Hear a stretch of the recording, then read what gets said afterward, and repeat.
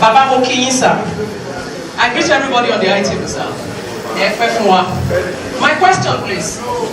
If you look at the multitude of people here today, Obrino Poju, Obri Daloji at your country, Baba Moki item, Obri Kolo and B, Chibawa Josa, Yanji Obri. Mo fẹ́ kẹ́ fi ọ̀rọ̀ obìnrin sínú agenda ẹgbẹ́ tuntun tá a dá sílẹ̀ movement yìí this movement.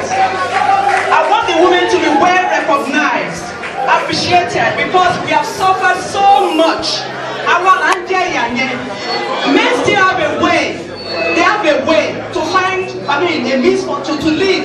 But women, it is what they give us that we accept. So I want to, sir, to help us by all means to include us. At least the 35% affirmative, let it be fulfilled now.